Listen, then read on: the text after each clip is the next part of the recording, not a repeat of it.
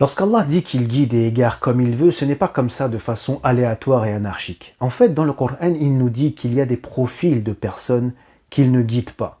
Et notamment celle qui revient le plus souvent, al-zalimun. Inna Allah la yahdi al-zalimin. Allah ne guide pas les injustes.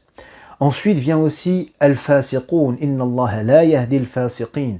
Les pervers, ceux qui aiment le mal et aiment la transgression. Et il nous dit Inna Allah la yahdi al-kafirin, ceux qui refusent la vérité. Parce que c'est l'occasion justement de revenir un peu sur le sens de ce mot kafir.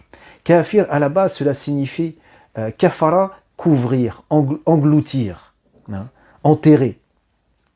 D'ailleurs, c'est pour ça que le mot kuffar désigne aussi parfois cultivateur, car un cultivateur, il va enfouir la graine dans la terre. Il y a d'ailleurs un verset dans Surat At-Tawbah dans lequel Allah nous utilise le mot kuffar dans le sens de cultivateur.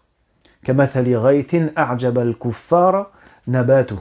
une pluie dont la végétation plaît, émerveille aux cultivateurs. Ici, al-kuffar, ce n'est pas les non-musulmans, mais c'est les cultivateurs. Et donc le kafir, c'est celui à qui on présente la vérité et qui la refuse. Il ne veut pas y adhérer.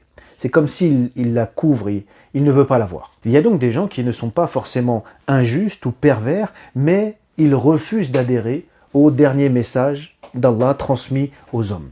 Et cette liberté de choix, c'est bien Allah subhanahu wa ta'ala qui leur a donné, et donc à nous de respecter ce choix-là. Et ils n'auront de compte à rendre qu'à leur Seigneur au jour du jugement.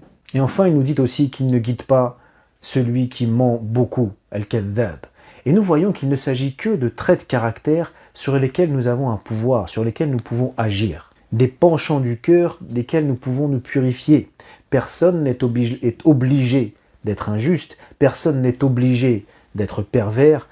Lorsque quelqu'un fait le choix de refuser ce message, eh bien c'est sa responsabilité.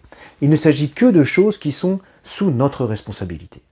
Une autre cause qui fait qu'une personne n'est pas guidée, c'est l'orgueil.